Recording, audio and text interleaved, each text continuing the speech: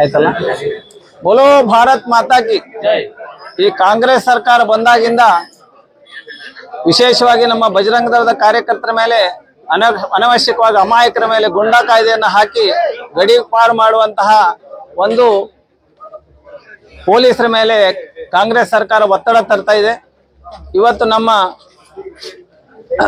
ಶ್ರೀರಾಮ್ ಕೋಟೆ ಮತ್ತು ಮನೋಜ್ ಹಲಗೇಕರ್ ಹೇಳುವಂತಹ ಎರಡು ಅಮಾಯಕರ ಮೇಲೆ ಕೇಸ್ ಹಾಕಿ ಅವರನ್ನ ಗಡಿಪಾರು ಮಾಡುವಂತಹದ್ದನ್ನ ಸರ್ಕಾರದ ಒಂದು ಒತ್ತಡದಿಂದ ಪೊಲೀಸರು ಮಾಡಿದ್ರು. ಅದನ್ನ ನಾವು ಖಂಡಿಸುವ ಸಲುವಾಗಿ ಇವತ್ತು ಇಷ್ಟು ಮಧ್ಯರಾತ್ರಿಯಲ್ಲೂ ಸಹಿತವಾಗಿ ನೂರಾರು ಸಂಖ್ಯೆಯಲ್ಲಿ ತಾಯಂದಿರು, ನೂರಾರು ಸಂಖ್ಯೆಯಲ್ಲಿ ಯುವಕರು ಬಂದು ನಾವೀಗ ಹೋರಾಟ ಮಾಡಿದೀವಿ. ಅವರು ಕಾನೂನಾತ್ಮಕವಾಗಿ ಕ್ರಮ ಕೈಗೊಳ್ತೇನೆ ಅಂತ ಹೇಳಿದ್ದಾರೆ. ನಾವು ಅದಕ್ಕೆ ವಕೀಲರ ಮೂಲಕವಾಗಿ ಉತ್ತರ ಕೊಡ್ತೀವಿ. ಮತ್ತೆ ಅಷ್ಟಲ್ಲದೆ ಇನ್ನು ಮುಂದೆ ಅಕಸ್ಮಾತ್ ಆಗಿ ನಮ್ಮ ಯಾವುದೇ ಹಿಂದೂ ಕಾರ್ಯಕರ್ತರ ಮೇಲೆ ಈ ರೀತಿ ಅನ್ಯಾಯ ಆದ್ರೆ ಬಹುದೊಡ್ಡ ಸಂಖ್ಯೆಯಲ್ಲಿ ಹಿಂದೂ ಸಮಾಜ ಎದ್ದು ಬರಬೇಕು ಅನ್ನುವಂತ ಇವತ್ತು ನಾವು ಕರೆ ಕೊಡ್ತೀವಿ.